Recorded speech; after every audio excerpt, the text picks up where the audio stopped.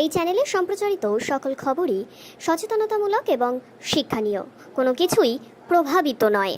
ইতিমধ্যেই মালদার কাউন্সিলরের মৃত্যুর ঘটনাকে কেন্দ্র করে একাধিক রাজনৈতিক চাপানোতর সৃষ্টি হয়েছে। সে ঘটনা আমার আপনার কারোর কাছেই অজানা নয়। তবে এবার এই বিষয়ে তারই স্ত্রী ঠিক কি বলেছেন আমি পুরোপুরিভাবে স্যাটিসফাইড নই।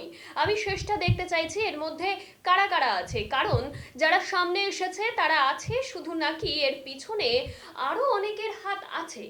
এই ঘটনায় যে নৃশংসতা প্রকাশ পেয়েছে সেটা প্রত্যেকটা মানুষকে এবং আমাকে প্রত্যেককেই রাজনৈতিক কলমের সাথে সাথে রাজনৈতিক পরিস্থিতি সবকিছুকেই নাড়িয়ে দিয়েছে। আমি একজন অ্যাডভোকেট, তাই আমি এই ঘটনার তদন্ত আরও তলিয়ে দেখতে চাই। আরও কি বললেন শোনাবো আপনাদের। দেখুন, আমি স্যাটিসফাইড তো কখনোই নই।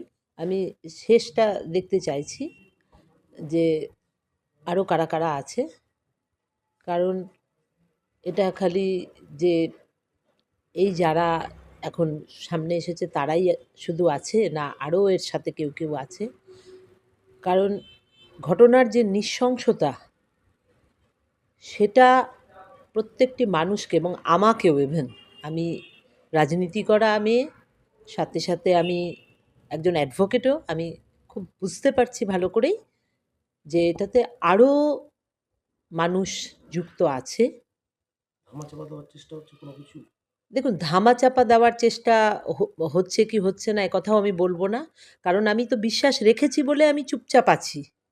আমি আপনাদের বারবারই বলছি, আমার দল এবং প্রশাসন, পুলিশ প্রত্যেকের প্রতি আমার বিশ্বাস রয়েছে, তারা সঠিক মানুষদের বার করবে। আপনারা তো দেখছেন এক এক করে ঘটনা প্রকাশ হচ্ছে। আমি অপেক্ষায় আছি, দেখা যাক আর কোথায় গিয়ে কি পৌঁছচ্ছে। মুখ্যমন্ত্রীর সাথে দেখা করবেন? আমি মুখ্যমন্ত্রীর সঙ্গে দেখা করব। আমি আমাদের এর মধ্যে স্মরণসভা রয়েছে, আর আমার বাড়িতেও রাজ্য সভাপতি ওনারা আসবেন।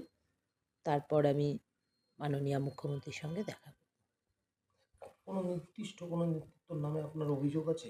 দেখুন, আমার যা অভিযোগ সেটা আমি, যদি আমায় পুলিশ জিজ্ঞেস করে আমি বলব, আমার নেত্রীকে আমি বলব। তার বাইরে আমি ক্যামেরার সামনে কিছু বলতে